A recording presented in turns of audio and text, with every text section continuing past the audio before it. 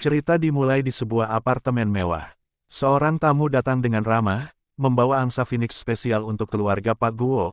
Pak Guo menyambut hangat, mengingat kebaikan tamunya yang pernah menjemput Jiahui, dan kali ini gantian keluarga Guo yang mentraktir makan. Saat itu, Jiahui kecil yang sedang bermain langsung bersorak gembira melihat kedatangan kakak senior Chen, orang favoritnya. Ia bahkan dengan polos memberitahu kalau ia tahu Kiki milik Nona Xiaoyu, membuat semua orang sedikit terkejut. Chen tersenyum, mengusap kepala Jiahui, dan memuji kepolosannya. Suasana pun terasa hangat ketika dari dapur terdengar panggilan, makan malam sudah siap. Seorang ibu memanggil, oke, makanannya sudah siap. Ayo makan dulu. Adegan berganti, terlihat sebuah gedung tinggi. Seseorang berkata, Pak Guo, kalau begitu saya akan kembali sekarang. Kemudian percakapan berlanjut. Ngomong-ngomong, kau tahu seorang gadis bernama Shen Yachu di kelas kita. Apa yang terjadi? Lalu dijelaskan, situasi keluarganya tidak bagus. Sebelum liburan, Hu Linyu sudah membantunya mengajukan bantuan dana untuk siswa miskin, tapi gagal.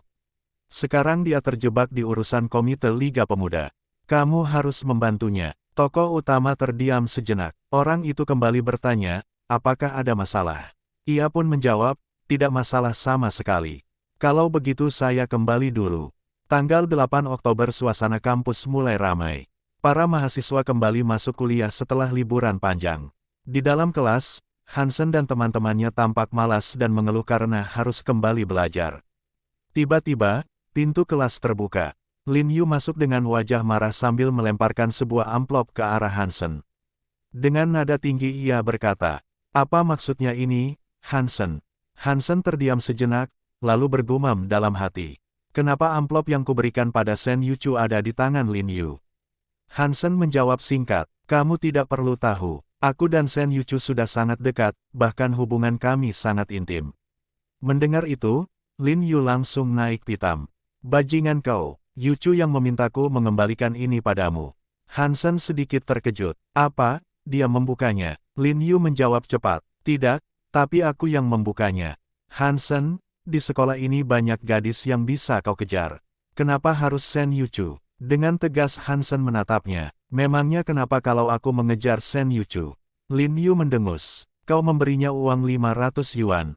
Apa kau ingin mendekatinya, atau justru menghina dia? Hansen mengangkat tangannya dan bersumpah. Aku tidak akan pernah menyakiti Shen Yuchu. Jika dia menolak, aku tidak akan memaksanya. Lin Yu masih ragu, tapi ia memperingatkan. Baiklah, tapi kau harus mempertanggungjawabkan kata-katamu. Hansen tersenyum nakal, lalu menggoda Lin Yu.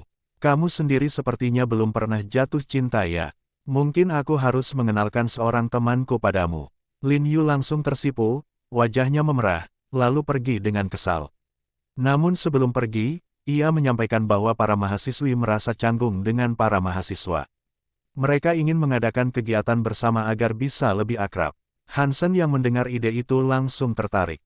Dalam hatinya ia sadar, ini kesempatan bagus untuk bisa lebih dekat dengan Shen Yuchu. Saat Lin Yu hendak pergi, Hansen menahannya dengan wajah serius. Kenapa kau tidak bilang kalau kau mendaftarkan beasiswa Shen Yuchu atas namaku? Lin Yu terkejut, lalu menjawab, aku bisa mengurus ini sendiri tanpa bantuanmu.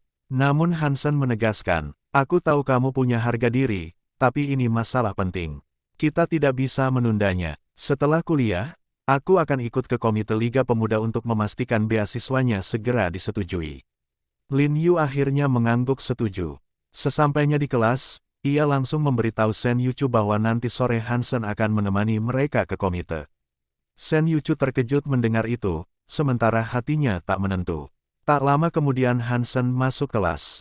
Tatapan mereka saling bertemu. Yuchu gugup, wajahnya memerah, dan akhirnya menunduk ke meja, menahan rasa malu yang tak bisa ia sembunyikan. Cerita pun berakhir di sini. Jangan lupa like, share, dan subscribe untuk mengikuti kelanjutan ceritanya, guys.